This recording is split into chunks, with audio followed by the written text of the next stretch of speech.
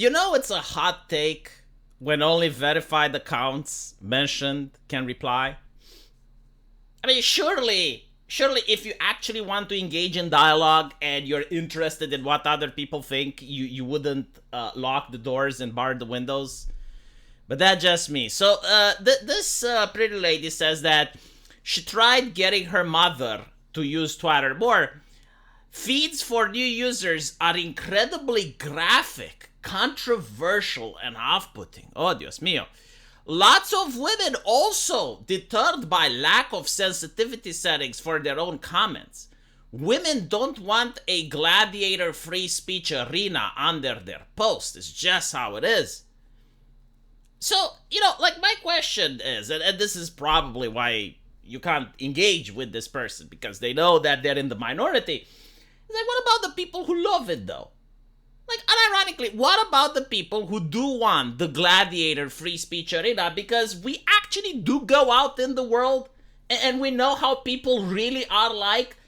People have times when they are good and they behave appropriately. But there's also things like road rage. There's also people in the hood that behave in a less than polite manner. Why is the internet supposed to be completely fake? Like, why is it that everyone has to act in a way that they don't act in real life? Which is to pretend that everything is about flowers, puppies, and kittens. And why is it that we need to allow multi-billion-dollar corporations to decide what is acceptable and what isn't? Like, as long as something is legal, as long as you can say something that is legal, why shouldn't you be able to say it? And of course, why do you have to use Twitter anyway? Like, all the other social media websites, they censor, they moderate. I mean, if you don't like Twitter, there's TikTok, there's Threads and Blue Sky and Facebook. Like, you got all these other possibilities. But for some reason, for some mysterious reason, it's just Twitter that you're taking umbrage of. And of course, they will say, well, there's a lot of negativity, a lot of graphic content and off-putting. Well, let me tell you a secret. There is this thing called the algorithm. And the algorithm gives you more of what you're interacting with. Now it doesn't matter if you agree with what you're interacting with or you disagree. If you go on Twitter and you start screaming at some right-winger, the algorithm will say, well, clearly you enjoy spending your time screaming at right-wingers, so here's 10 more other right-wingers for you to scream at. If you go on Twitter and you're interacting with graphic content, you're like, oh my god, look how shocking this is. Oh, legasp, why are you posting this? Then the algorithm will say, well, clearly you like getting horrified by shocking content. Here's 20 more pictures. You're literally customizing your experience. So if anything, maybe these companies should actually tell people how to use the fucking internet. I actually have 2 accounts on Twitter, and they both show me completely different news feeds. I got one account where I go around and I just look at wholesome stuff, I look at anime, I look at the stuff I like, and I got another account where I engage with politics. And yeah, it's a completely different experience. Like, when I go onto the first account, I get wholesome stuff. It's like, hey, these new animes came out. This is the interesting new thing that you may like. Here's what your favorite artists have drawn. And then when I go on the first account, it's like, disaster, the death of Western civilization, right? But like, you customize it by going on those particular websites.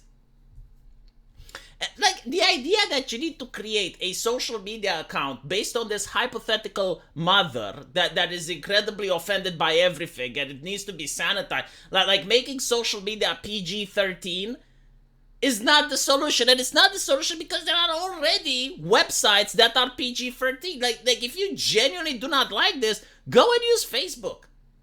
Oh, Facebook is dying. Gee, I wonder why. It's like this thing, and like, once they get their foot in the door, then it's like, oh, well, like, if we moderate this, why can't we moderate that? And it starts from, like, moderating what appears to be, like, graphic, controversial content, and more, and it's usually the fact that they don't actually moderate controversial content. It's usually that they only moderate stuff that the Democrats find controversial.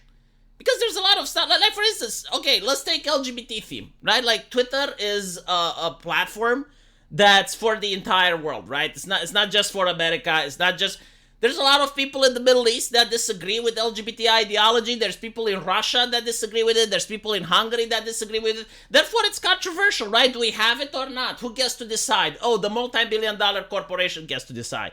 In other words, is it profitable or not? Well, according to Target, 3 years ago it was profitable, so we are going to promote it. Now it's not so profitable after the Bud Light controversy, so we're going to get rid of it. Is this like really what you want? Anyway, it's just like this whole thing that I don't understand. They're basically saying, well, there's a lot of women that don't want to use Twitter. It's like, okay, but there's a lot of men that do. Like, why is the desire of those hypothetical women overriding the desire of these hypothetical men? And not to mention, how many people are actually on your side? Like how many people are you speaking for? Because I know a lot of women that do enjoy using Twitter. Do you speak on their behalf? Do you get to silence their voices? Do you get to erase them? How does that work? Oh, you're just going to say that they're a minority. Did you have any proof of that? Like, do we have any statistics? Do you have... No? Interesting. Not to mention, Twitter also differs majorly from what country you're in. Like, for example, Twitter in Romania is not very controversial at all. Like, my wife uses Twitter. She doesn't get any controversy on Twitter, but rarely gets anything remotely controversial. It's usually just, like, random platitudes and random stuff. Which, by the way, like, is this how social media should be? Like, just like, random platitudes here and there, you know? Like some feel-good messages here and there, and that's it? And should the entire internet be like that? Like, literally every single social media that's ever made should be like that? And the cowardness of it all is what bothers me. It's like, you don't want to engage with people. I wouldn't engage with this person anyway. But it's like, again, you know, like, they notice that they're not getting the reply they want. That they notice that they're in the absolute minority. So the solution, instead of, like, changing your mind or trying to understand people and meet them halfway, is this. Now I gotta say, you know, like, Twitter already has flags. So if you're posting nudity, you can flag it as sensitive content. If you're posting like some graphic image, you can flag it as sensitive content.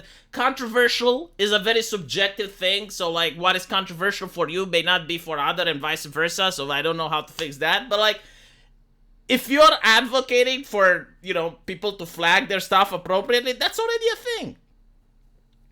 If you don't flag your stuff, you get shadow banned. Anyway, I'm genuinely curious. Like, what do you guys think? Am I crazy? Am I not making sense? Let me know in the comment section. And if you do want to support the channel, there is a link that will take you to my Subscribe Star. Also, another link that will take you to my live stream in case you want to catch This Week is Stupid. It's happening every Sunday, every week. And hopefully I'll see you guys there. Take care.